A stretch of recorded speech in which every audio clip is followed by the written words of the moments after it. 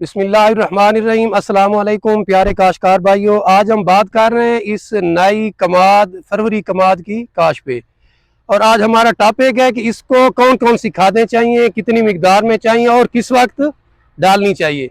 काश्तकार भाइयों, फरवरी कमाद की जो पैदावार है दुनिया में, जैसे ब्राज़ील है उसमें 2200-2400 मन इंडिया में है, ऐसे कई और ममालिक है जिनमें बहुत रिकॉर्ड पैदावार लोग ले रहे हैं, हमारे काश्तकार ले रहे हैं। तो हमारा पाकिस्तानी काश्तकार भी इसको ले सकता है, कैसे ले सकता है, कितनी मिकदार में खादें डालें, किस वक्त डालें, इस पे बात कर रहे हैं।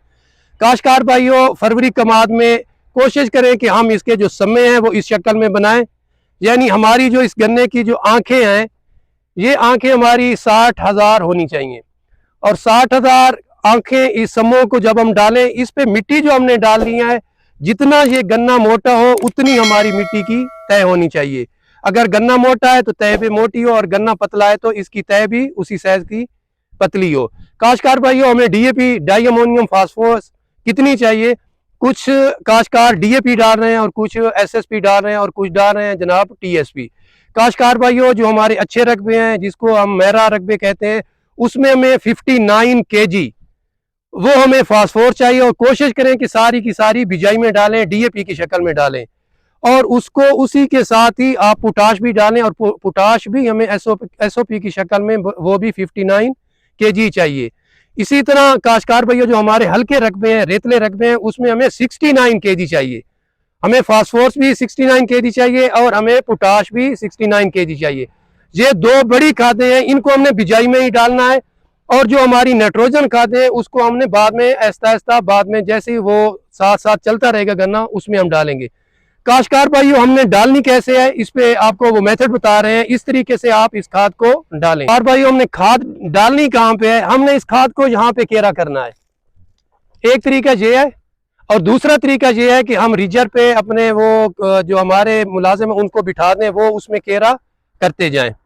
काश्तकार भाइयों, हमें 59 kg कितने बैग से मिल रही है? तो डीएपी की अगर मिसाल ले लें तो डीएपी में 46% फास्फोरस होती है। तो इसका मकसद है एक गट्टू में 23 kg 23 kg हमारी फास्फोरस होती है। तो हमें 2.5 बैग चाहिए 1 एकड़ में 59 kg के लिए। और अगर हमारे रेतले रकबे हैं तो उसमें हमें 69 kg चाहिए। तो उसके लिए हमें 3 बैग चाहिए डीएपी के, तब जाके हमारी फास्फोरस पूरी हो रही है। और ऐसे ही हमारी जो एसओपी है, एसओपी भी तकरीबन 46% होता है, और उसमें सल्फर इजाफी होता है, वो भी ऐसे इतनी ही क्वांटिटी में दोस्तों में चाहिए। और ये सारी की सारी हम कोशिश करें कि सारी बिजाई में डालें। बिजाई में डालने से हमें फायदा क्या होगा? ये डीएपी जो है रूट्स की खाद है, तो इसको रूट्स में डालें।